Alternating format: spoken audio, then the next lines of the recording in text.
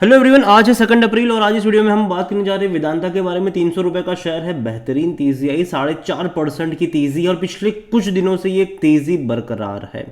कल भी बड़ी रफ्तार थी, आज भी यहाँ पर हमें एक बड़ी रफ्तार जो है वो देखने को मिली है। और देखा जाए तो पिछले एक महीने में 8.5 से 9% का ग्रोथ है, लेकिन लोअर लेवल 250 से कंपेयर करेंगे तब ये जो ग्रोथ है वो 20% के आसपास की तेजी कह सकते हो कि इसने दिखाई है।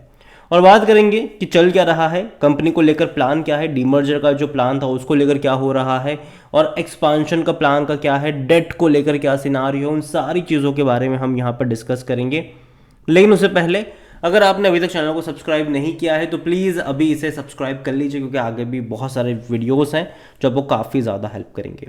तो 300 रुपये का शेयर है वेदांता का, एक महीने में ग्रोथ है और एक साल में देखोगे तब 6.5% का ग्रोथ है। अच्छी बात यह है कि धीरे धीरे ये ऊपर जा रहा है, लेकिन अगर आप ग्राफ ऑब्जर्व करोगे ना तो बहुत कम टाइम में जब तेज़ी दिखाई है यहाँ पर, जब भी इसने यहाँ पर 15 से 20% का मूव दिखाया है, करेक्शन आया है, इस बार भी शायद लगता ज़रूर है कि जिस लेवल पर ये जाके पहुँचा है 300 रुपये का लेवल, एक रेजिस्टेंस ज़रूर है शॉर्ट टर्म का। अगर उसको सक्सेसफुली ब्रीच करने में ये कामयाब रहता है तो एक ब्रेकआउट का सिनारियो कह सकते हैं कि देखने को मिलेगा। जो 300 से लेकर जो 320 रुपये का लेवल है वहाँ पर एक रेजिस्टेंस वाला लेवल मुझे लग रहा है।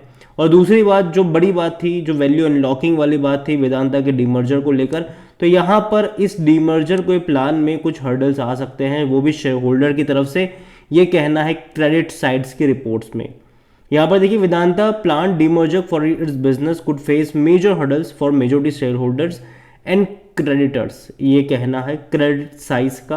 We maintain our view that Vedanta plan demerger of its other business could face major hurdle from minority share holders and other creditors. तो देखो, वेदांता का प्लान ये है कि जो अलग अलग बिजनेस है इनके तकरीबन 6-7 कंपनी, मतलब 5-6 कंपनियां यहाँ पर बनने वाली है, और अभी शायद हो सकता है कि उसमें थोड़ी बहुत दिक्कत पैदा हो। यहाँ पर एक और अपडेट है, हालांकि ये पॉजिटिव है कि वेदांता जो है वो $6 बिलियन इन्वेस्ट कर सकता है अपने अक्रॉस बिजनेस में। $6 बिलियन, जो कि बहुत बड़ा अमाउंट है ये। अगर और लेकिन ऑलरेडी डेट से जूझ रहे हैं, तो ऐसे में इन्वेस्ट करेंगे, कैसे करेंगे कहना मुश्किल है। यहाँ पर अगर आप देखोगे तो वेदांता का ये प्लान है कि भाई साहब, its pipeline more than 50 active projects and expansion to drive growth which expected to generate incremental जो रेवेन्यू होगा $6 बिलियन का, जो कि एबिटा में बूस्ट काफ़ी ज़्यादा यहाँ पर करेगा।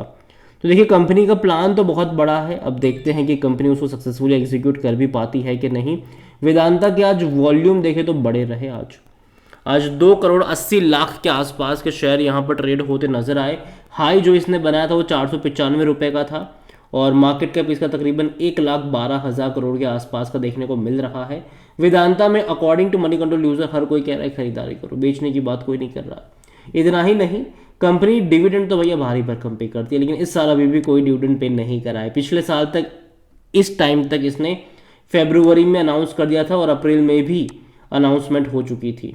तो देखा जाए तो पिछले साल अब तक तो 2 बार ही आपको डिविडेंड पे, मतलब डिविडेंड के अनाउंसमेंट एक बार पे कर चुका था, एक बार अनाउंस हो चुका था, लेकिन इस बार अभी भी कोई डिविडेंड को लेकर चर्चा नहीं हुई है। देखते हैं कि इनके बाद जब अभी क्वार्टरली नंबर सामने आएंगे तब डिविडेंड पे आउट होगा कि नहीं।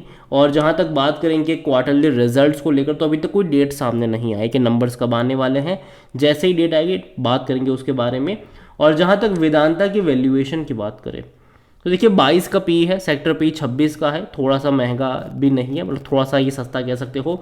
लेकिन अगर यहाँ से ये और 15-20 रुपये चढ़ जाता है तब ये महंगा हो जाएगा, तब यहाँ से करेक्शन एक्सपेक्टेड रहेगा। 50% एनालिस्ट कहते हैं खरीदारी करो।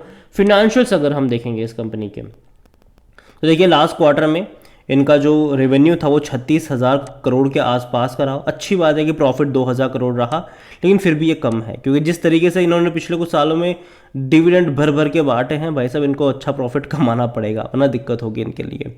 और यही वजह है कि डिविडेंड में बहुत सारा पैसा स्पेंड कर दिया तो एक्सपांशन के लिए कुछ बचा नहीं इनके लिए, और बहुत सारा डेट भी इनको चुकाना है। और डेट को लेकर जब जब अनाउंसमेंट आएगी कि इतना बाकी है, इतना ये है, तब दिक्कत होगी। लेकिन जब जब ये भी अनाउंसमेंट है कि यहाँ पे चुका दिया, वहाँ पे चुका दिया, तो चीज़ें बेहतर होगी। क्योंकि देखो, वेदांता अब लगातार अपने डेट को कम करने के पीछे ही लगा हुआ है, और बहुत सारा डेट की जो मेच्योरिटी है वो तो अब बहुत नज़दीक ही है। तो वो चुका ही दे मतलब चुकाना ही पड़ेगा इनको। तो कहीं ना कहीं देखते हैं कि चीज़ें किस तरीके से पेन आउट होती हैं इनके लिए। लेकिन ओवरऑल मैं कहूँगा कि जो सितंबर के नंबर्स थे वो काफ़ी ख़राब थे, लेकिन दिसंबर में अच्छे रहे नंबर्स। लेकिन हाँ, सितंबर में जो ख़राब नंबर्स उसकी जो वजह थी वो वन टाइम टैक्स था जो इनके ऊपर बहुत ज़्यादा लग गया था उस क्वार्टर में। शेयर होल्डिंग को लेकर देखा जाए तो जो प्रमोटर है उनके पास 63.71% का स्टेक है, लेकिन सब कुछ गिरवी है प्रमोटर का। यहाँ पर म्यूचुअल फंड्स की बात करी जाए तो 1.42% म्यूचुअल फंड के पास है। अदर डोमेस्टिक 9.77% का स्टेक लेकर बैठे हैं।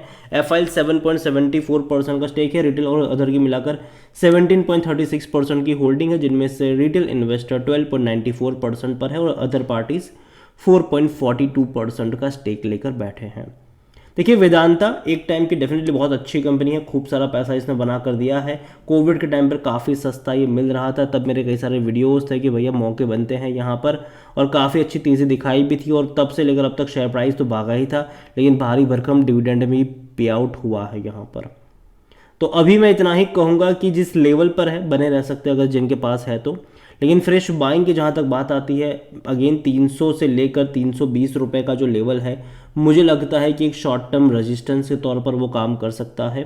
तो अभी के लिए मैं थोड़ा सा इसको अवॉइड करूँगा, और जब गिरावट आएगी तब यहाँ पर ख़रीदारी करने के मौके बन सकते हैं। और बहुत सारी चीज़ें ग्लोबली बहुत कुछ हो रहा है, जिसके चलते मेटल सेक्टर जो है वो बहुत ज़्यादा अफेक्टिव होने वाला है फ्यूचर में। तो ग्लोबली अप्स एंड डाउन से बहुत ज़्यादा होने वाले हैं, तो कहीं ना कहीं मेटल सेक्टर उसे प्रभावित होगा ज़रूर। और मैं इतना ही कहूँगा आपसे कि वेदांता थोड़ा सा वेट कर लीजिए, लेकिन अगर गिरकर वापस नीचे की तरफ आते, देखो जब 250 का था मैंने कहा था कि हाँ ऐड कर सकते हो उसे नीचे, बाय ऑन डिप्स का अप्रोच रख सकते हो, मैंने कहा था अब मतलब ये गया भी था, 215 तक भी गया था और कई सारे मौके भी थे। लेकिन अब 300 से 320 रुपये का लेवल मुझे उतना ज़्यादा कंफर्टेबल नहीं देता है, लेकिन है तो होल्ड कर सकते हो, टाइम लगेगा लेकिन होल्ड कर सकते हो। और जहाँ तक बात है डिविडेंड की, मुझे लगता है कि अनाउंस करेंगे, लेकिन बहुत कम डिविडेंड अब से पे आउट होगा। पहले की तरह भैया डिविडेंड की बारिश नहीं होने वाली है, हल्का फुल्का पे आउट ये ज़रूर करेंगे, बहुत ज़्यादा नहीं करेंगे। और एक्चुअली में बहुत ज़्यादा इनको डिविडेंड पे करना भी नहीं चाहिए, ये मेरा ओपिनियन है, बाकी मर्जी आपकी है। और अगेन वीडियो पसंद आया हो तो लाइक करें, शेयर करें, चैनल पर अगर पहली बार हैं तो प्लीज़ सब्सक्राइब करें। वेदांता के बारे में आप क्या सोचते हैं वो भी आप मुझे कमेंट में लिखकर बता सकते हैं। इसके अलावा अगर आप चाहते हैं कि मैं टाटा स्टील के ऊपर भी वीडियो बनाऊं तो कमेंट में टाटा स्टील लिखेगा, क्योंकि तेज़ी तो यहाँ पर भी आई है। और लास्ट में वेदांता को लेकर इतना ही कहूँगा कि देखिए जल्दबाजी मत करिएगा, कंपनी अच्छी ज़रूर है, ख़राब कंपनी नहीं है, लॉन्ग टर्म में डेफिनेटली यहाँ पर ग्रोथ आपको देखने को मिलने वाला है। लेकिन अभी शॉर्ट टर्म के लिहाज से जब तक सक्सेसफुली ये 120-125 का लेवल नहीं तोड़ता तब तक वेट करिएगा, तब तक खरीदारी के मौके नहीं बनते हैं। और अगर 300 रुपये से यहाँ से अगर डिक्लाइन की तरफ जाता है तो कहीं ना कहीं 275 से 250 का जो लेवल होगा वहाँ पर ऐड करने के मौके बन सकते हैं, ये मेरा मानना है। Thank you.